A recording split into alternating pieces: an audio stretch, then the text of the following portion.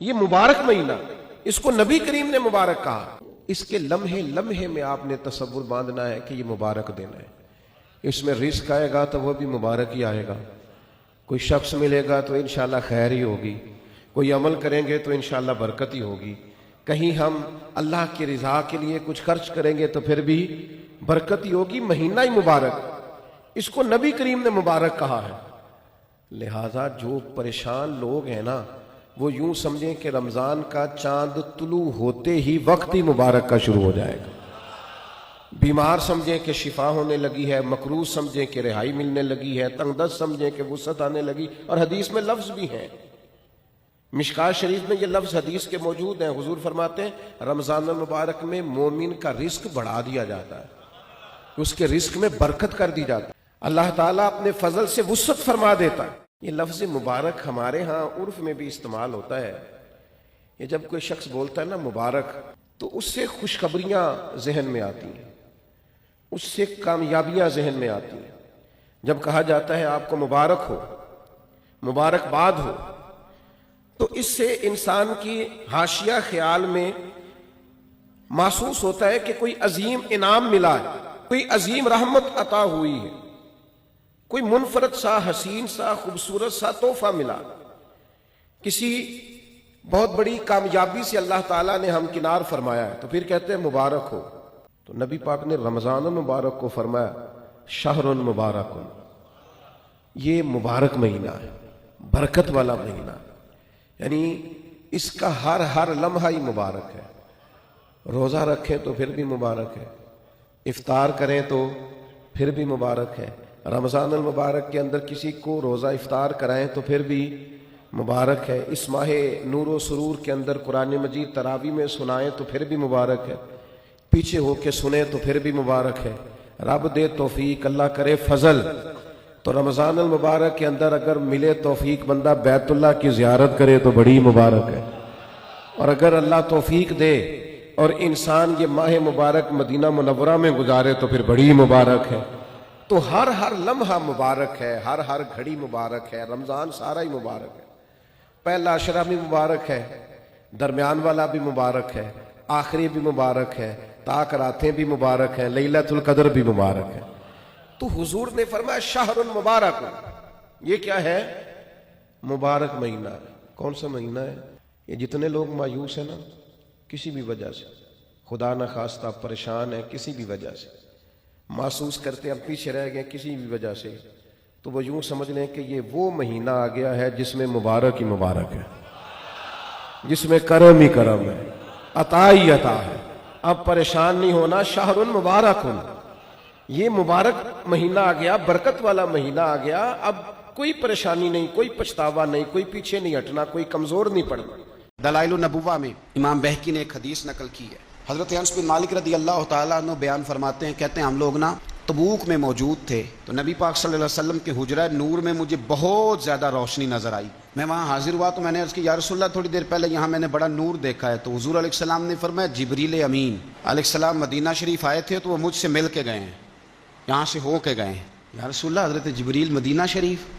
نبی پاک علیہ السلام نے فرمایا مدینے میرے ایک غلام کا انتقال ہو گیا، حضرت معاویہ بن معاویہ المزنی رضی اللہ تعالیٰ، ایک تو حضرت امیر معاویہ ہے نا، یہ حضرت معاویہ بن معاویہ المزنی رضی اللہ تعالیٰ عنہ، فرمایا ان کا انتقال ہو گیا ہے۔ تو حضرت جبریل امین آئے تھے اور عرض کر رہے تھے کہ یا رسول اللہ رب کریم نے 70,000 فرشتے کو ان کے جنازے میں بھیجا ہے، 70,000 فرشتہ جنازے میں آیا ہے۔ تو حضور فرماتے ہیں میں نے جبریل امین سے پوچھا کہ وہ کیا عمل کرتے تھے جس کے سبب سے 70,000 فرشتہ جنازہ پڑھنے آیا ہے؟ تو حضرت جبریل امین علیہ السلام عرض کرنے لگے یا رسول اللہ اسے سورہ اخلاص سے بڑا پیار تھا، سب کو آتی ہے نا قل هو اللہ احد، سورہ اخلاص سے بڑا پیار تھا اور وہ ہر وقت پڑھتا رہتا تھا۔ تو اس سورت کی برکت سے اللہ تبارک و تعالیٰ نے ان کے لیے 70,000 فرشتہ بھیجا ہے جو جنازہ پڑھنے آیا ہے۔ تو کام تو کوئی ایسا کرے نا، میرے مرنے پہ ہر سو شور مچ جائے گا دیکھو گے، کہنے الوداع سرکار خود تشریف لائیں گے۔ اور میاں صاحب فرمانے لگے بعد مرن دے مکھڑا میرا ہو جاوے جے تازہ، بعد مرن دے مکھڑا میرا ہو جاوے جے تازہ، پھر سمجھ لینا محبوب میرے نے آن پڑھیا جنازہ۔ تو अमाल ऐसे करें आखिरत के लिए, मरने के लिए, उसका खौफ तारी करने की बजाय उसकी तैयारी करें। की तरफ चलते हैं तो इसमें अल्लाह ने रोज़े का हुक्म दिया, रमज़ान की फजीलत बयान की और इरशाद फरमाया गया कि जो रोज़ा ना रख सके वो फिदियतुन तामुन मिस्कीन, जो तो मरीज़ हो, बीमार हो, वो तो उतने रोज़े जो है वो अगले दिनों में रख ले। और आगे जाके ये भी बताया गया कि जो ज़्यादा ही बीमार हो फिर वो एक मिस्कीन का फिदिया दे दे, खाना दे दे। फिर इसी आया करीमा में रब करीम ने फरमाया अगर तुम मुझसे दुआ मांगोगे इसी रुकू में तो फरमाया मैं तुम्हारी दुआओं को भी ज़रूर कबूल करूँगा। फिर इसी में बताया गया कि रात के वक्त तुम्हें खाने की भी इजाज़त है और अमले ज़ौजियत की भी तुम्हें इजाज़त दी जाती है। इसी तरीके से फिर आगे अल्लाह तबारक व तआला ने हज के महीनों के बारे में अलामतें इरशाद फरमाई और मसाइल हज कुछ आगे जाके बयान किए। और एक और गलत रस्म, लोग रस्में बना लेते हैं ना, एक और रस्म थी कि यहूदी और ईसाई जब हज करते थे ना, ihram बांध लेते थे, फिर दरवाजे से घर में दाखिल नहीं होते थे, ऊपर से छलांग लगा के कि अब हम पाक हो गए। तो दरवाजा चूंकि गुनाहगार है, इसके बीच से गुनाहगार आते जाते रहे हैं, लिहाजा दरवाजे से नहीं गुजरते थे। तो अल्लाह करीम ने फरमाया ये कोई नेकी नहीं, ये कोई तरीका नहीं कि तुम दरवाजों से ना गुजरो, वलाकिन्नल बिर्र मनित्तका, दरवाजे के ऊपर से छलांग लगाना नेकी नहीं, बल्कि नेकी तो ये है कि अल्लाह से डरना शुरू कर दो। हज के बाद पाक साफ हो जाओ, डरना शुरू करो, ये असल में नेकी है। तो फिर अल्लाह तबारक व तआला ने हज के मसाइल काफी तफसील के साथ, चूंकि वो फिकी मसाइल हैं और पूरी उसकी जुजियात हैं, लिहाजा वो एक नशिस्त में करने की बात नहीं। तो रब करीम ने वहाँ मशअर हराम का भी जिक्र फरमाया और उन सब चीज़ों की तरफ निशानदही फरमाई जिन पर तवज्जो करना उम्मत मुस्लिमा के लिए बड़ा ही ज़रूरी है। फिर आगे 8वें रुकू तक ये बातें मुख्तलिफ अंदाज में चलती रहीं। फिर 9वें से 10वें रुकू में एक बात रब करीम ने ये इरशाद फरमाई कि मैंने काफिरों की नज़र में ना, जब उन्होंने मेरी नाफरमानी की है, मेरे कलमा नहीं पढ़ा, मेरे महबूब को नहीं माना, कुरान मजीद को नहीं माना, तो फरमाया मैंने दुनिया की जिंदगी उनके सामने मुज़य्यन कर दी। ये बड़ी समझने वाली बात। फरमाया ज़ुय्यिन लिल्लज़ीना कफ़रू, वो जिन्होंने कुफ्र किया था ना उनके लिए जीनत दे दी, किसे? हयातुद दुनिया, दुनिया की जिंदगी को अल्लाह ने ना उनके लिए हसीन कर दी। उन्हें बड़े अच्छे लगते हैं, ये मेरी जायदाद है, ये मेरा बाग है, ओ मेरी हवेली है, ये सारे मेरे जनाब बंगले। फरमाया ये चीजें हमने काफिरों की नजर में फिर प्यारी कर दी। समझिएगा बात, ये काफिर का तरीका है कि वह दुनियादारी का माल देखता है तो उसकी आंखें खिल जाती हैं, बड़ा राजी होता है। मोमिन का ये तरीका, मोमिन किस बात पे राजी होता है? अल्लाह तबारक व तआला की रजा पे मोमिन राजी होता है। इस चीज को अल्लाह करीम ने यहाँ बयान फरमाया। फिर इससे आगे जो हुर्मत वाले महीने हैं उन महीनों का जिक्र किया गया। फिर अल्लाह तबारक व तआला ने जुए और शराब को हराम करार दिया। 219 नंबर आयत है, इसी रुकू में अल्लाह तबारक व तआला ने उसका भी तज़किरा फरमाया। ये तफसील के साथ तज़किरे जारी रहे। फिर इसी तरह औरतों के जो हैज़ो नफास के मसाइल हैं उनको भी अल्लाह तबारक व तआला ने इसी पारे के अंदर बयान फरमाया। कुछ तलाक के मसाइल भी अल्लाह करीम ने इसी पारे 9वें रुकू से आगे जाके उन सारी चीज़ों को अल्लाह करीम ने बयान फरमाया। और फिर ये भी इरशाद फरमाया हैज़ो नफास मसाइल और तलाक, इन सारी चीज़ों को बयान करने के बाद फरमाया कि इनके मसाइल गोया सीख लो, उस पर अमल करो। और फरमाया तिलका हुदूदुल्लाह, ये अल्लाह की हदें हैं, फला तातदूहा, अल्लाह की हदों से आगे न गुजरना। ये वो बाउंड्री है जो अल्लाह ने बनाई है, ये हुक्म वो हैं जो रब ने दिए हैं, तो इनसे आगे ना जाना। तो बितफसील इन सारी चीज़ों का यहाँ बयान फरमाया गया। और वो मसाइल जो बड़ी तेजी से लोग उलझा देते हैं उनका भी अल्लाह करीम ने यहाँ जिक्र फरमाया।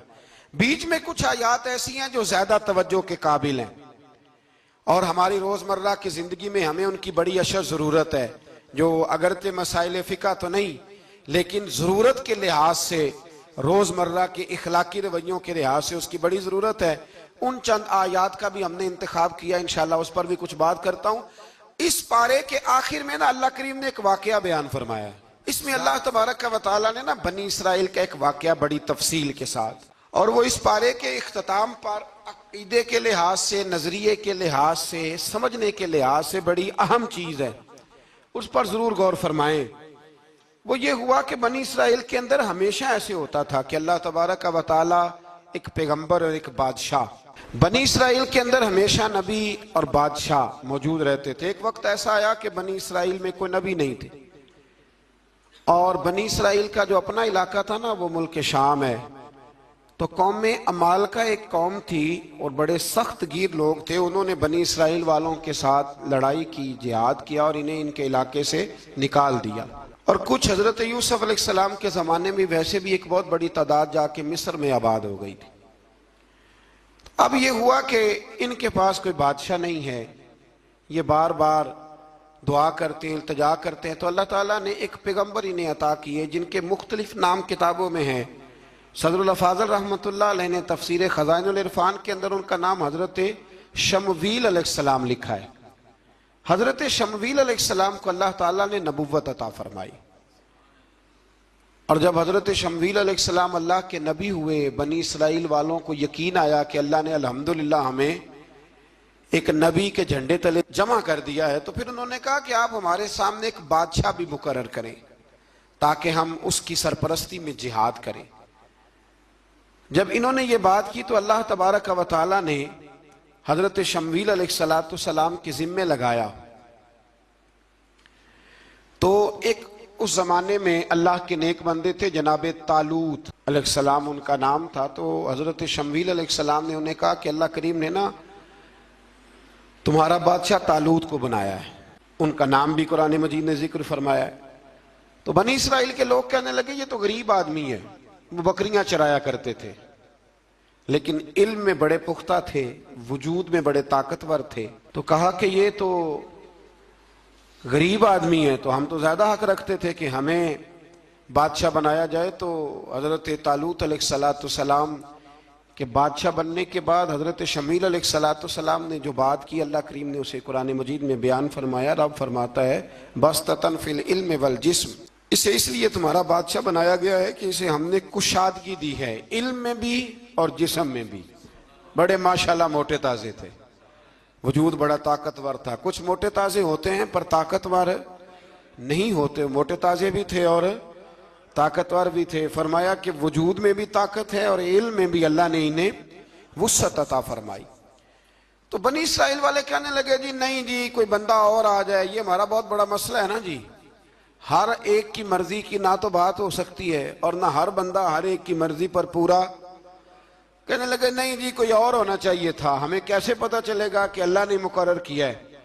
بڑی خاص بات ہے، اس کو سمجھیے گا، یہ سارا مضمون آپ کو ملے گا اسی پارے کے آخر میں، آپ پڑھیں گے نا جی تو یہ سارا مضمون آپ کو ملے گا، اور آپ اگر سرسری نظر سے بھی اس کا مطالعہ کریں گے نا، جا کے قرآن شریف کھول کے 15ویں سے 16ویں رکوع میں، آپ خوش ہوں گے کہ آپ کتنے اچھے نظریے اور عقیدے کے ماننے والے ہیں۔ تو جب کہا نا کہ طالوت کو ہمارا بادشاہ بنایا گیا تو دلیل کیا ہے، تو قرآن کہتا ہے کہ حضرت شمویل علیہ السلام نے فرمایا کہ تمہارا ایک تابوت تھا، ایک صندوق تھا تمہارے پاس، وہ صندوق تمہارا قوم عمالقہ اٹھا کے لے گئی تھی، ان کے بادشاہ ہونے کی دلیل یہ ہے کہ اللہ تمہارا وہ صندوق تمہیں واپس کر دے، وہ تمہارا صندوق تمہیں واپس کر دے گا۔ اس صندوق میں کیا ہے، وہ حضرت آدم جنت سے ساتھ لے کے آئے تھے، اس میں تھا کیا، تو قرآن مجید کہتا ہے کہ اس کے اندر نا حضرت ہارون علیہ السلام اور حضرت موسیٰ علیہ السلام کے تبرکات تھے،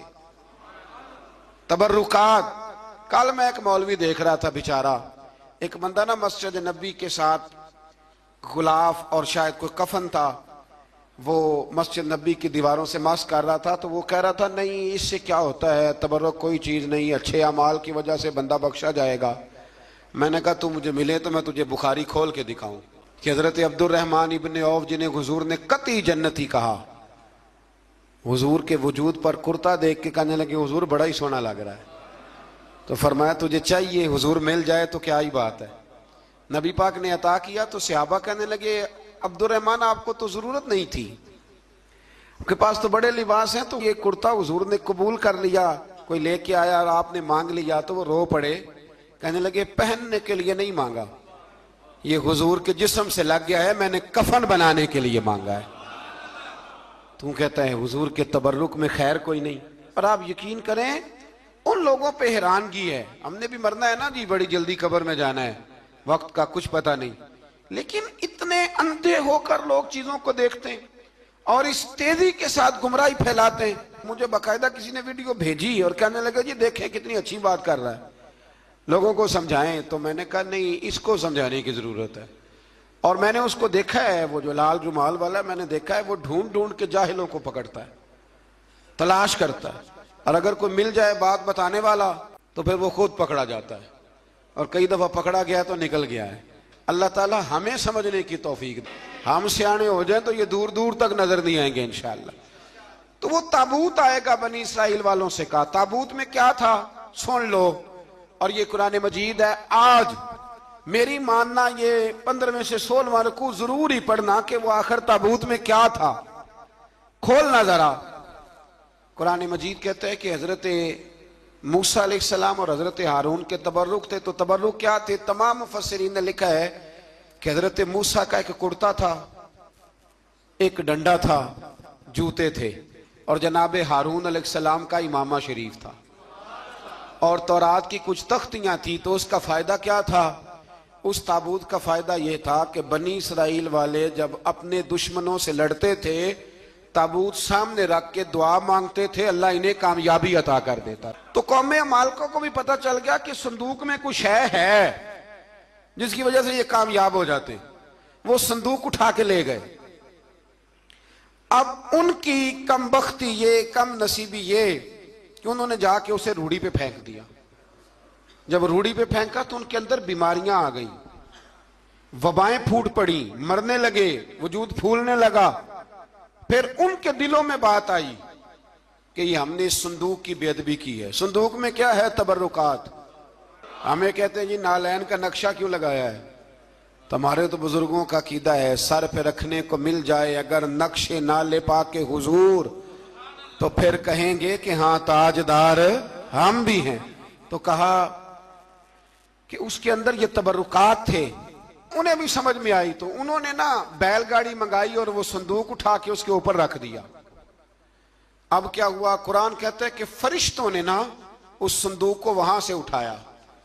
مفسرین نے لکھا اس کا معنی یہ بھی ہو سکتا ہے کہ اس بیل گاڑی کو ڈائریکشن پہ لگایا، ادھر سے حضرت شمویل علیہ السلام نے جناب طالوت کو بادشاہ بنا دیا، اور ادھر سے وہ صندوق چل پڑا۔ کہا بھئی ہم ان کو کیسے بادشاہ مانے؟ تو فرمایا بادشاہ اس طرح مانو گے کہ تمہارا وہ صندوق آ جائے گا، اور قرآن کہتے ہیں اس صندوق میں تمہارے دلوں کا سکون ہے، اس میں تمہارے دلوں کا۔ اور بھائی ہماری تو کوشش ہوتی ہے بزرگوں سے کوئی چیز مل جائے، اللہ والوں کا کوئی تبرک ہمارے ہاتھ آ جائے۔ تو وہ صندوق آ گیا، یہ مان گئے۔ اب جہاد کرنے نکلے تو لڑنا تھا جالوت کی قوم کے ساتھ، وہ بڑا سخت آدمی تھا، 3 من سونا اس نے وجود پہ پہنا ہوتا تھا۔ اس کی قوم سے لڑنا ہے، ٹوپی بڑی تگڑی پہنی ہوتی تھی لوہے کی۔ اب کون لڑے؟ ایک نوجوان تھے جن کا نام تھا داؤد علیہ السلام، وہ بھی بکریاں چرایا کرتے تھے۔ اور جن دنوں حضرت طالوت نکلے نا اپنی قوم کو لے کر جالوت کے خلاف لڑنے، تو حضرت داؤد بھی شامل ہو گئے۔ اللہ جب کسی کو نوازتا ہے نا تو پھر خاص ہی کرم نوازی کرتا ہے۔ مفسرین نے لکھا جب یہ جا رہے تھے نا، وہاں جا رہے تھے تو رستے میں انہیں 3 پتھر مل گئے، انہوں نے وہ تینوں پتھر اٹھا لیے۔ اس زمانے میں پتھر پھینکنے کے لیے چھوٹی چھوٹی لوگوں کے پاس چیزیں ہوا کرتی تھیں، اس کو کوپھن بھی لوگ کہتے تھے، منجنیق، اس کو سامنے رکھ کے پھر بنائی گئی۔ تو آپ کے پاس بھی وہ آلہ تھا جس سے دشمن پر پتھر مارے جاتے تھے، تو آپ وہ مشین لے کر، وہ آلہ لے کر وہاں پہنچے ہوئے تھے، 3 پتھر آپ کے پاس تھے۔ آپ فرماتے اس دن میں بڑا بیمار تھا، اتنا بیمار تھا کہ میرا رنگ پیلا ہو گیا۔ اب وہ جالوت کے سامنے کوئی نہیں جاتا تھا، تو جناب طالوت کہنے لگے کہ جو جالوت کو مارے گا نا، یعنی ان کے بادشاہ کو اس قوم کے، تو میں اسے اپنی آدھی سلطنت بھی دے دوں گا اور اپنی بیٹی کا نکاح بھی اس کے ساتھ کر دوں گا۔ دیکھیں اللہ نوازتا ہے تو کس انداز میں نوازتا ہے۔ تو حضرت داؤد کہتے ہیں وہ دور کھڑا تھا تو میں نے نا 3 پتھر مارے۔ بھئی ہمت کرنا تو ہمارے ذمہ ہے کہ نہیں؟ میری ملت کا جوان کہتا ہے میں نے کرنا کرانا کچھ نہیں، یعنی اگر آپ کہیں نا کچھ کرو تو پھر وہ کوئی کام کرنے کی مطلب معاملہ، وہ مجھے کل ایک سنگی کہہ رہے تھے، کہنے لگے جی اللہ کے فضل سے کچھ بھی نہیں کرنا پڑا، مرشد نے نظر کر دی۔ میں کہا میں ملن گے تو میں انہوں سمجھاواں گا کہ کچھ کرا کے نظر کریا کرو، کیونکہ میرے وہ دوست ہیں، میں انہیں جانتا ہوں۔ نظر میں بڑا کچھ ہوتا ہے، لیکن اللہ بھی تو بندے پہ بڑی نظر رحمت کرتا ہے نا، لیکن کہتا ہے 5 نمازیں پڑھ، رمضان کے روزے رکھ، زکوٰۃ فرض ہو تو ادا کر، یہ سارے کام کر، سچ بول، دیانتداری کر، پھر میں اپنے فضل سے تجھے جنت عطا کروں۔ تو یہ جو رویہ ہم نے بنایا یہ درست نہیں۔ تو فرماتے ہیں 3 پتھر میں نے مارے، اللہ نے اتنا فضل کیا کہ وہ بھی مر گیا، اور اسے چھو کے میرے پتھر آگے بڑھے تو اس کی فوج کے 30 آدمی بھی مر گئے۔ 3 پتھروں سے 31 بندے اللہ نے مار دیے۔ فرماتے اس لیے کہ ہاتھ میرے تھے اور طاقتیں میرے رب کریم کی۔ تو حضرت داؤد علیہ السلام کے حصے میں جناب طالوت کی صاحبزادی بھی آئیں، آدھی سلطنت بھی آئی، کافی سال حضرت طالوت حیات رہے، پھر ان کا وصال ہو گیا، تو ساری سلطنت حضرت داؤد کو ملی، اور پھر اللہ تبارک و تعالیٰ نے انہیں نبوت بھی عطا فرمائی۔